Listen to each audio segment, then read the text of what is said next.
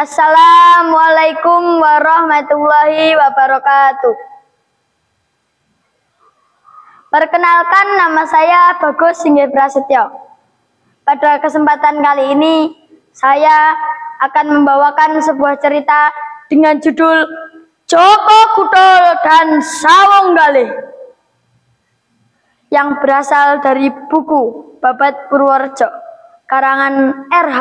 Oteng Suherman, penerbit Pustaka Sri Rono tahun 2012, dan dongengan asal-usul Desa Semawung Daleman yang dimuat di Media Purworejo tahun 2008. Selamat menyaksikan.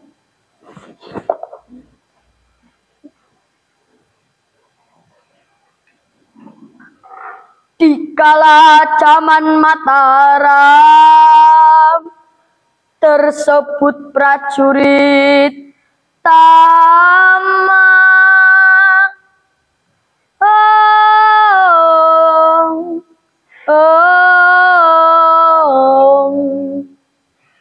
dilanda duka di jiwa karena derita putus cinta. Joko Kudul yang terluntang,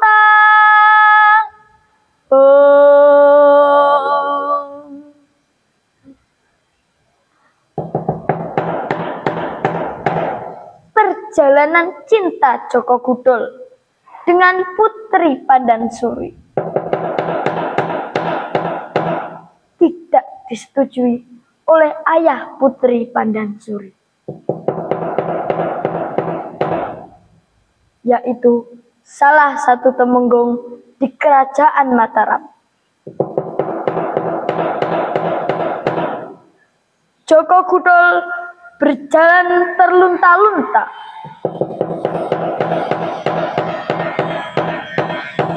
meninggalkan Kerajaan Mataram dengan selalu berdoa kepada Gusti Allah yang Maha Kuasa.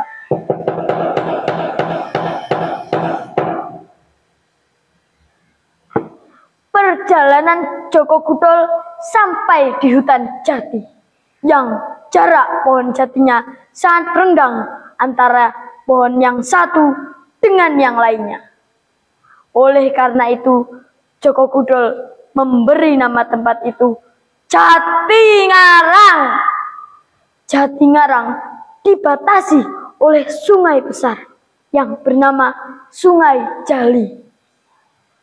Tidak ada perahu, tidak ada juga tukang rakit yang dapat menyeberangkan. Dengan terpaksa, Joko Kudul berjalan menyeberangi sungai tersebut.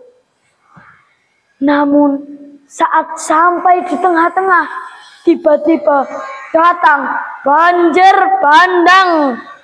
Joko Kudul terbawa arus sampai ke Laut Kidul, sampai ke depan Gapura Kraton Kidul.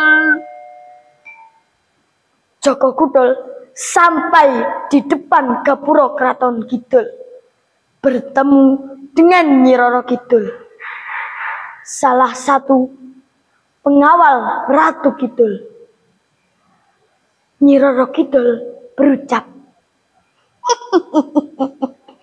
Joko Kudul, dulu ketika kamu masih kecil, kamu terbawa oleh angin ribut sampai ke Kraton Kidul dengan gustiku Ratu Kidul.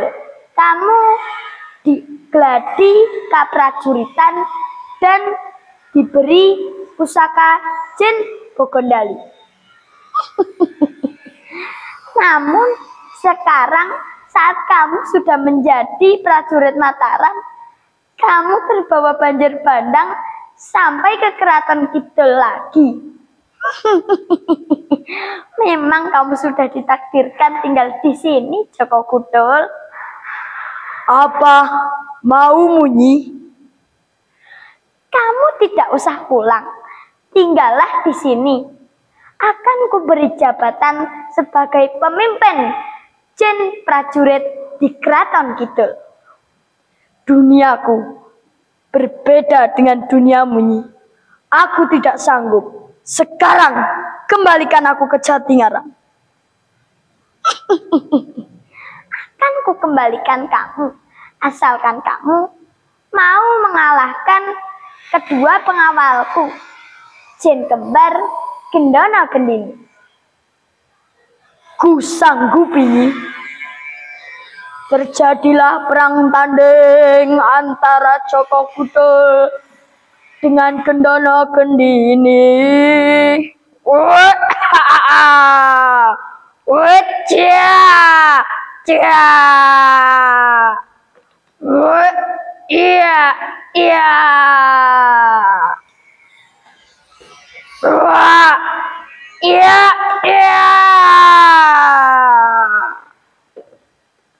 Joko Kudul unggul.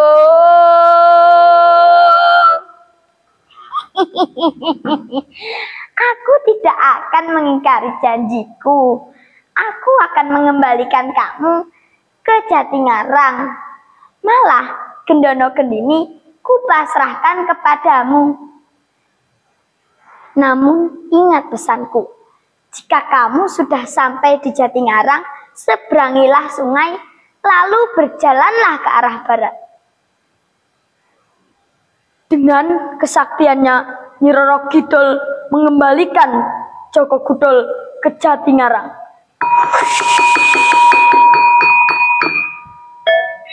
Joko Kudul sampai di Jatingarang. Saat sampai di Jatingarang, Joko Kudul heran melihat ayam jago yang warnanya serba hitam. Joko Kudul mencoba menangkap ayam jago itu. Hoi, kakak. Namun tidak berhasil. Gendana berkata kepada Joko Kudul, Joko Kudul, ayam jago hitam itu hanya bisa ditangkap lelembut bangsaku. Karena ayam jago hitam itu bukan sembarang ayam jago. Gendana menangkap ayam jago hitam itu. Lalu diberikan kepada Joko Kudul. Menjalankan perintah dari Nyi Roro Kidul, Joko Kudul berjalan ke arah barat. Setelah menyeberangi sungai, semakin ke barat, semakin Joko Kudul teringat. Gendana Gendini, aku tidak lupa dengan tempat ini. Ya, ini adalah tempat kelahiranku, tempat leluhurku. Tidak disangka-sangka aku pulang ke tanah kelahiranku. Aku akan mengatakan kepada ibuku dan eyangku bahwa aku sudah berhasil menjadi prajurit di kerajaan Mataram. Saking gembiranya, Joko Kudul lekas-lekas berganti busana prajurit Mataram. Lalu Joko Kudul berjalan lagi ke arah barat. Semakin ke barat, semakin ramai karena sudah memasuki desa Semawung Kutoarjo. Di sepanjang jalan, orang-orang keheranan melihat ada prajurit memasuki desa dengan membawa ayam jago yang warnanya sangat hitam dari paruhnya hingga ke cakarnya. Bahkan darahnya pun juga berwarna hitam. Oleh karena itu, Joko Kudul diberi julukan sebagai Sawong Galih. Sawong artinya ayam jago, galih artinya hitam, kuat, seperti bagian dalam kayu. Setelah bertemu dengan ibu dan eyangnya, Joko Kudul disuruh oleh eyangnya supaya kembali ke kerajaan Mataram, menjalankan tugas sebagai prajurit di Kerajaan Mataram. Sekian cerita Joko Kudul dan Sawunggalih. Pesan moral yang dapat diambil dari cerita Joko Kudul dan Sawunggalih adalah kita harus bisa mempunyai kepribadian yang kuat, teguh, dan andal dalam menghadapi cobaan dan ujian hidup, supaya dalam menjalankan tugas dan kewajiban luhur bisa mencapai keberhasilan atas ridho Gusti Allah yang Maha Kuasa. Sekian cerita dari saya. Wassalamualaikum warahmatullahi wabarakatuh.